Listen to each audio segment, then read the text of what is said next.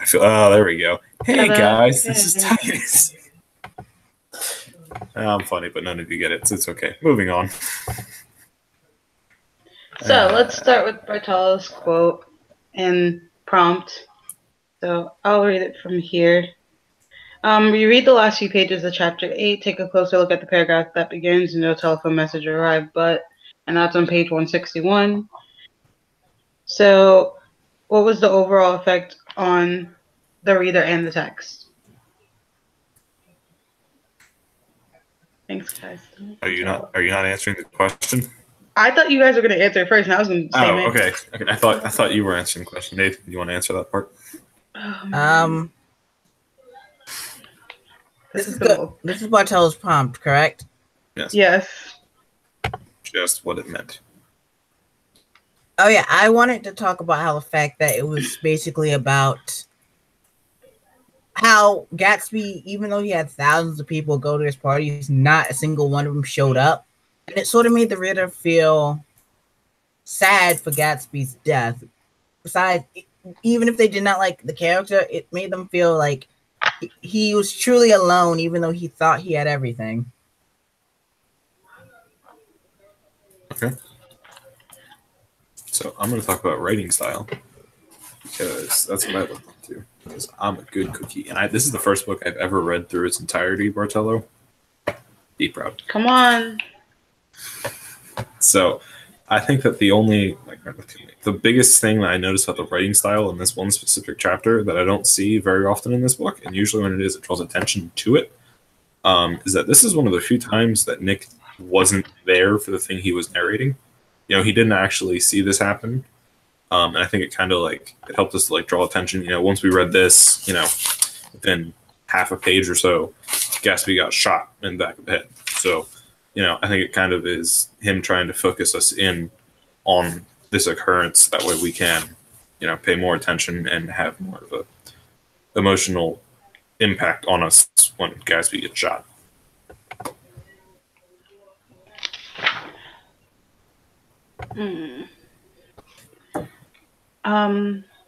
I just wanted to focus on some of the details within those last couple pages. So, on page 162, last page of chapter 8, there was a faint, barely perceptible movement of the water and stuff like that.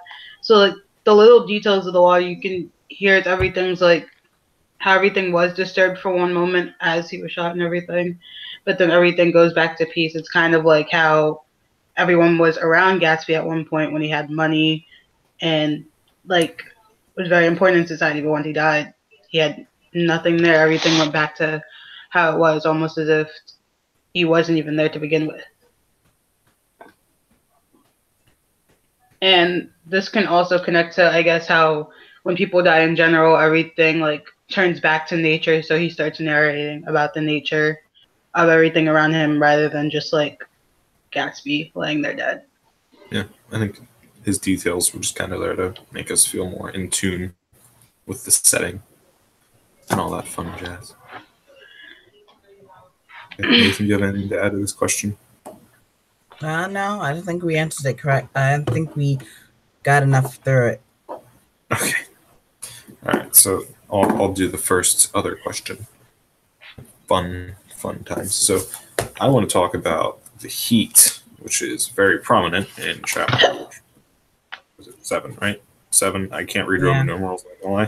So I think that for one thing, oppressive heat, it's in a lot of books, kind of, sets a more negative tone, kind of, it very much impacted what they did. They wouldn't go to the movies, all blah, blah, blah, and it made them all probably very aggravated. But I wanted to bring up a fun little Bible verse that I found when I was researching heat in the Bible, because there's tons of Bible things in here. So this is from, Nehemiah 7:3, Bartolo. Nehemiah. Getting fancy here. So it says, "Then I said to them, do not let the gates of Jerusalem be opened until the sun is hot." So I kind of thought that was they wouldn't open the gates of, all the problems that were going on in here, kind of the heat facilitated a lot of what happened throughout the rest of 7, 8, and 9. So, it kind of, it helped them to, you know what I'm trying to say? It helped them to, it helped, Fitzgerald to like facilitate all of the negative things happening in the next 3 chapters.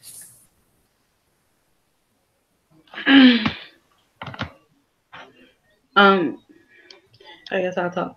You could also reference the oppressive heat as almost like a spotlight on all of the characters, since we all know that like everyone in society is kind of like hiding everything. So it's almost like a spotlight, and it's like exposing them, and as the heat rises, it's almost like a way of saying like your secrets won't be kept for long. You'll be found out soon. I just wanted to say that. I wasn't sure if that was really that relevant, but I think like the like revealing nature of the heat, it brought out the real parts of the characters. Yeah, I think that's what you're trying to say, right? To some extent. Mm-hmm. Yeah. Okay. Yeah. Yes. Okay. So, I think the heat, again, it facilitated a lot of it, and it brought, I think, Daisy a lot to what she did. It brought Daisy to do what she did, where she said that she never loved Tom, that she loves Gatsby, and it kind of kickstarted that whole mess because I'm sure they were all very out of it. So yeah.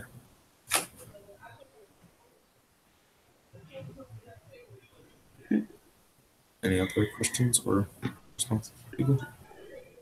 I wanted to, I guess, go a couple pages back and talk about the God Sees Everything, and then Mike Alice, if that's how you pronounce his name, replying that's an advertisement.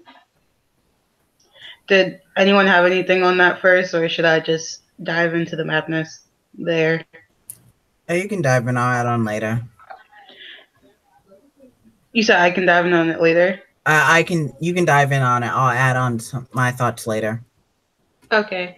So basically when I read that, I had to stop for a second because it's almost as if like the society here, like these people think that even like, I'm trying to think, like even God advertises himself a certain way, and like that no one should truly like believe in him or anything like that. Like it's something of substance there. It's almost like a facade like everyone else has around them. So it's like if you can't even trust in like religion and everything like that, what can you trust during that time? It's like you can only technically trust what's at face value, and you don't even see what God has. So it's like almost like a selling point of everything. Like, I'm trying to see how to say this. In some ways, you could even compare it to like how people are like tempted by the devil in other stories, and how it's like sold to them, how it's like in this beautiful packaging of like we promise you this and that.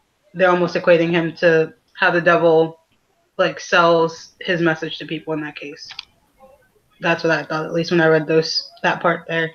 I thought it more had to do with the time in which this story takes place. I mean, this was like around the time of the Industrial Revolution, if I remember correctly, right? And so it's as it's a common theme with history and in most literature is that the closer we move along with technology, the further away we stray from God. So I took it as a sense of, yes, God does see everything, but in this society, it's more of that's like another brand that you see on a billboard anywhere else. Like it's something that can be bought and sold and isn't really it's only as valuable as we put value into it. Yeah. So I kind of agree with Nathan on this one. One thing, it's not the Industrial Revolution. I think we're thinking of the Roaring Twenties, because the Industrial Revolution happened in like the mid 1800s, if I remember correctly. But yeah, I think it's society's way, and especially Fitzgerald's way of saying it, like, God is old news. The new news is like, money and fame and sex and drugs and the mafia, all that fun stuff. it's not necessarily God anymore. And I think that this is Fitzgerald's way of saying, this is what people think now. And I think by who says it? It's not Tom, right? Is it Who Tom? says it? No, it's Wilson and the other dude. It's Wilson and his neighbor. Yeah. McKillis. I keep saying Mike Yellis. Oh, whatever. Even though it's probably wrong. Yeah. So I think it's kind of, Fitzgerald's way of pointing out to us, like, we need to kind of go back to, the better times, before all of this terrible stuff happened, post World War One. I think a lot of, World War One had a really big impact on a lot of people's faith. So I think that, this is Fitzgerald's way of saying, we kind of probably should go back a little bit. I don't think he's saying that he should go back. I think he's just saying, like, this is status quo. I don't think he's taking a stance on whether we should be happy with it or be sad about it. I think he's just saying that this is how society is currently. Take what you will from it, because this quote was up to for interpretation. But speaking about, I feel like. Oh, you go on. That's supposed to keep going. I was gonna say for once I agree with Titus. Like, he's more so criticizing it, because I feel like the entirety of the book itself, is more so a critique of the time rather than him just observing the time. That was just my take on it. But you were saying. So wait, you agree with me? Yes. Oh, this is an exciting day. But like I was saying, I was going to talk about Wilson next, like the character. Okay. And I felt like his character was probably the most unfortunate character in the entire story, due to the fact that things happen to him. He never causes anything. Like, his wife cheats on him, then his wife dies, and then he goes crazy and kills Gatsby and himself. It doesn't seem like the initial action that gets him on this path to kill Gatsby is not of his own volition. It's because he's manipulated and is told through omissions of the truth that he goes after Gatsby in the first place. He doesn't really get a chance to actually sit down and think for himself. Well, I do think he has a tragic story. But I don't think he's the most tragic of all the characters. I would think that's Gatsby, personally. Just because I think Gatsby, he was in love with this girl for, it's like 6 years, right? 5. Like, he never touched 5. 5 coming this November. Listen. Shut up. So, he was obsessed with this girl for so long that I think eventually at some point, he became so invested that he could never get out. And I think that the realization, I think it was in chapter 7, that, she is not going to just blindly follow him, She actually does love Tom a little bit. At least that's what I took away from that whole conversation they had. Not conversation. Oh, and she has a kid. He didn't expect the kid, which I would like to talk about, but I don't know really what to say about the kid. Because that's a very specific detail to add, that Gatsby actually met Daisy's daughter with Buchanan, who looked more like Daisy than Buchanan than she does Buchanan. Yeah. I find it kid threw a wrench in his plans. Yeah, I found it interesting that at that point Gatsby still had that resolution of, she's going to leave me, that she's going to abandon everything just for me, even though she has a kid with this dude. And at this time, you don't really leave someone you have a kid with. Yeah, Gatsby is not the brightest person in the world sometimes. But I think he is just so obsessed with Daisy that he is blinded by love. And as such, he can't seem to get out of it. But in my case, wouldn't you think that both Wilson and Gatsby were one and the same, at least with their loves towards their love interest? No, No, I don't think what? so. I think Wilson's more. I think you can compare Wilson and Tom and their love more than the loss of the love more than you can compare. Then you compare Wilson and Gatsby, because with Wilson and Tom, they both felt the same pressure of having their wife being cheating on it. It was just ironic that Tom felt that. I have that quote marked in here somewhere where Fitzgerald flat out says, like, in that moment, they realized that they were very similar. Like, it's very ironic that Tom feels that Daisy cheated on her after he cheated on Wilson's wife. I cheated on Daisy with Wilson's wife. Yeah, I mean, Wilson but was faithful. I was gonna say, like, Wilson also has a person that doesn't love him back because his love is cheating on him with another, and Gatsby also doesn't feel that unrequited love because his love is with another. Yeah, so that's the only place where I say they're similar, really. But Wilson, the fact that they are not really. Are you arguing that Wilson and Gatsby are similar? I don't see that. I don't see it. I don't see that because Gatsby, Daisy clearly does love him, but with Wilson, Myrtle doesn't care. Like, if anything, you could still compare Wilson with Buchanan because I feel like both Daisy and Myrtle only loved their husbands to the beginning of their marriage, and then they just fell out of love with them. So, if anything, you can compare Wilson and Buchanan, but I don't see Wilson and Gatsby being similar at all. You have a point. I think that Gatsby, like, I think he has some similarities to Wilson, just in the ways like he acts to some extent, I guess. I think that like the way that Wilson like pursues, he shouldn't have to pursue, but pursues his own wife, is very similar in a way that Gatsby pursues Daisy, because I think Wilson's constantly trying to impress. What's her name? The wife, Wilson's wife. What's her name? Myrtle. Myrtle. Thank you. I'm so bad with names. Shut up. Stop judging me. I think of Myrtle Beach because when they ran over her, there was bits and pieces all over the place. This is not the time for It's like a beach with all that sand, with all that stuff all over the place. Okay, but I think like Wilson is constantly trying to impress Myrtle, and in a very similar way, Gatsby is always trying. Like Wilson's doing it for a different reason, because Wilson's trying to keep Myrtle, from going out with Tom and being a hoe, and then you have Gatsby who's trying to get with Daisy. And I think they do it in very similar ways by trying to, make money and impress them, because he's trying to bring in the money so that way she won't leave him. Mo, do you have anything else to add, or can I chance to bring up a next idea? I was gonna say we beat this like a dead horse. We are good. Oh, because I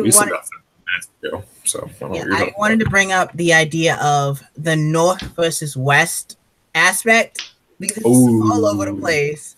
Just directions in general are everywhere in this book. Yeah, but specifically, not North. Specifically East and West. Sorry, not North and West. Yeah. But East and West. I wanted to bring up like the fact that in this book, it seems like I wanted to compare it to Journey to the East. Is it Journey to the East or Journey to the West? It's Journey to the West. It's Journey to the West because it's sort of contradictory ideas in the sense of the actual trip. Because in Journey to the West, the idea is that the knowledge is in the West. Like everything's better to the West, and the main characters of Journey to the West travel west in order to gain knowledge and become a better person. While in Gatsby, it seems like people journey to the East to gain money and be a crappier person, which I found peculiar because all the characters have some sort of fascination with like the East. Gatsby grew up in the Midwest, dirt poor, and moved to the East in order to become rich, and so did everyone else in the story. They all have the similar motivations, but they end up all differently. Yeah. Okay, so I have a theory, but I need someone to confirm if fact first, but you can go Titus while I confirm my facts. Okay. Well, I want to talk about the Bible and the directions that are constantly used in there, because I know the Bible apparently pretty well. And so I want to talk about how in the Bible it's a little different. Like in my head, going west and gaining knowledge and being a better person is a better thing to do. And then going east and becoming a giant douchebag and making tons of money is the worst thing to do. So I find it interesting that very directly contradicts the Bible. And I think a lot of this book kind of does reference it, and this is one of the few times that's very different. So there's that whole thing where I can't find where the quote is, but Jesus says, look to the east, because the east is pretty much always better in the Bible. Like, going south is terrible, and going west is terrible. Like, if you're supposed to go northeast, that's like the number one thing you do in the Bible. You always go northeast. That's what you're supposed to do. And so I found it, kind of weird that in this book, it's the opposite. That you're always supposed to go, you're not supposed to go west, but, it seems to us that going west is better than going east. All right, so my theory works. All right, so I'm going to bring up Manifest Destiny history. Oh, dear God. So 19th century, it was believed that if you kept moving west, like, that great things were to come there for the most part, if that's what I believe. Like, they were destined to go that way and find happiness and all that other kind of stuff there. American dream, all that, hoorah. So I think that's kind of the mentality of some of the people in the book as well, since this is around the 1920s and that was the 19th century, like, mindset that moving west was a good thing and that finding riches and stuff like that was going to be found in that direction. And I could honestly compare it to, like, I guess sort of heaven and hell, east being hell and west being heaven. And sort of the way that they're demonstrated is that the east is all pretty to look at, but when you get to the core, it's right into the core. While the west, it might not be nice to look at, but the people there are nice and everything. And I thought it interesting that the characters that wanted to move to the west were killed off. Like, because Gatsby wanted to move back with Daisy to the west in order to get remarried, and so did Myrtle, and so did Myrtle wanted to move back to the west, as well as Wilson wanted to move back to the west. So I feel like it's like Fitzgerald's way of telling us that there's no redemption for people like that in this world currently. That once you go east, you can't really make your way back west in order to go back to your traditional values. That's interesting. My point's much less interesting than that. Wait, I'm sorry. So I wanted to make a question there out of that, if I can. So does anyone think that this can possibly be like a fact of morals too? Like, this is saying that you can't, like, leave your morals in order to try to make a better life for yourself first and then try to readopt your morals because you've technically already lost them. Yes, that's exactly what Gatsby is. Yeah. That's Gatsby in a nutshell, because his basic idea is that no matter how much bad I do, no matter how many people I cause pain, Daisy will still love me, and we can still go back to the happily ever after that I want. But do you think this applies to the rest of the characters in the book, or just specifically Gatsby? Because I feel like it applies to all the characters. I think it applies to the book in general. Because I think every character in the book has been mentioned that they have some sort of flaws. Daisy was a compulsive liar. Jordan was the name? Jordan Baker? Yeah, I know who you're talking about. But yeah, Jordan Baker was a compulsive liar. I can't remember the name. Yeah, Jordan Baker was a compulsive liar. Tom Buchanan cheated on his wife. Daisy was ignorant, which it's in itself is a problem itself, is that that East faces this, the ignorance of its people. Myrtle was adulterous. I think Wilson is the only one who doesn't really fit in a category of doing something wrong, but along the lines of he was there, so thus he is tainted. Yeah. And that's how also, I think that's like, you can see that he was tainted also just because of where he lives. He lives in that, what's it called? The dead zone? I call it the city of Ash. Yeah, something with Ash.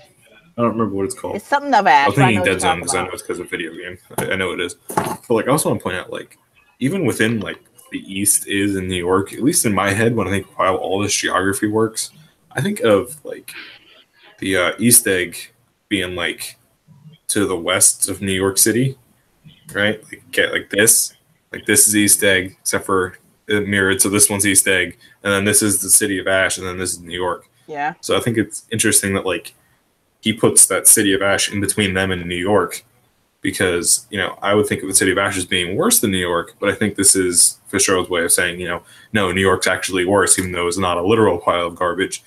It is they're all kind of trash there. They're all terrible people. They suck. And also, since you brought up the point of East and West Egg, I would like to bring up the point of who lives there. Like on East Egg, it's Tom and his wife, right?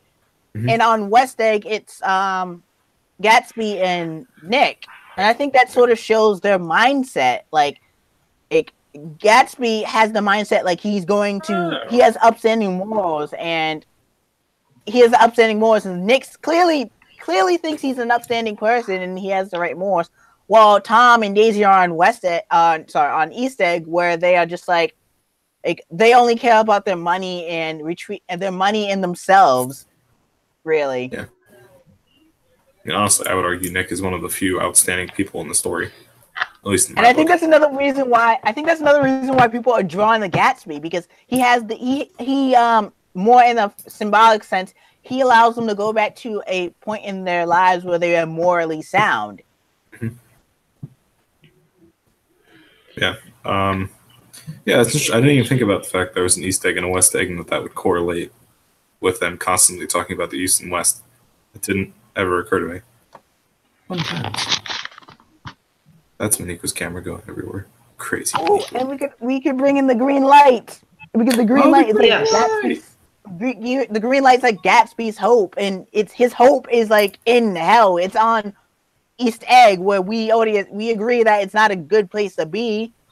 So it's like the fall of Icarus. He could by pursuing something he really wants. Well, not really the fall of Icarus, some other Greek tragic hero, but by pursuing what he truly wants. Yeah, anyway, by pursuing what he truly wants, he keeps on going deeper and deeper and deeper into this hell, and hoping that he can come back unscathed. Yeah. It's that light though, right? I think it's why is it green? That's my question. I could not find a reason for it to be green. Was because Daisy and Tom are very greedy. And green's a color for greed. That was always my envious. I could always see it as being envious. Yeah, envy, greed. I think they're all kind of like encompassed into one, because greed is peak. Is it greed or ambition, Titus? I thought it was a mixture of envy, greed, and also just appeal in general, because green is usually appealing to people as far as like that color is usually associated with good, like high marks and stuff like that, other things like that. So like that, the green light I felt was like some sort of progression that he was never really going to reach. Okay, I just did a quick research on what green meant, and it turns out it meant it means, I'm gonna read like the actual thing. It means I'm showing you life, renewal, nature, and energy, growth, harmony, and freshness, fertility, and environment, as well as associated with money, banking, ambition, greed, and jealousy, which is sort of like describes. It describes how, because the positive is how Gatsby views them, and the negative is how they really are. Yes, exactly. Oh snap! Revelations. Okay. Because it's just like Gatsby views the green light as a chance to renew himself, to make himself better than he was when he first met Daisy. Well, in reality, Daisy and her like entire side of that, the story is like not really good. They're greedy. They're only concerned with their money and their own pride. It's interesting. So in this case, I want to move somewhere really quick. I'm sorry, Titus. I was gonna move to Maslow's hierarchy basically, and I was gonna say, like, due to that, do you think Gatsby got highest? Like, did he climb the highest on the hierarchy of needs, or was it another character that might have went through it, or never even got to self-actualization? In that case. Can you repeat the question? Because you like cut out like halfway through that, and I could not understand anything you said. Great. Sorry, my mic.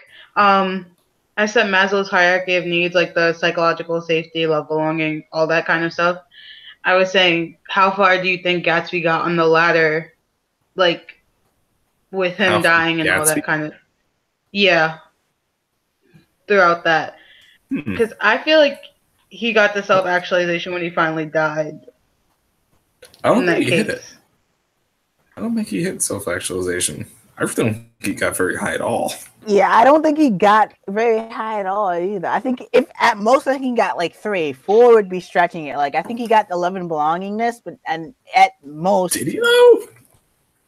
Yeah, I feel like he got it with Nick. I feel like that's the last interaction. You know, like the last interaction with Nick, what he had with Nick, when Nick said, "They're a rotten crowd, and you're with all of them." I feel like that's when he got to level 3. I don't think he got to level 4 only because he didn't really have any reputations with other. Like he didn't have any like good upstanding, like besides Nick.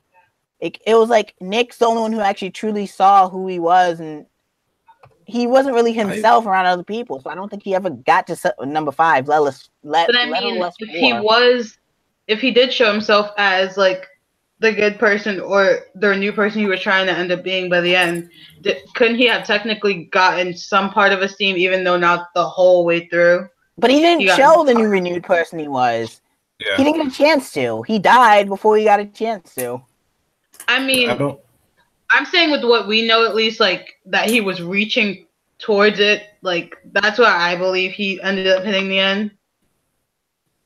We can't actually assume because of this way he died.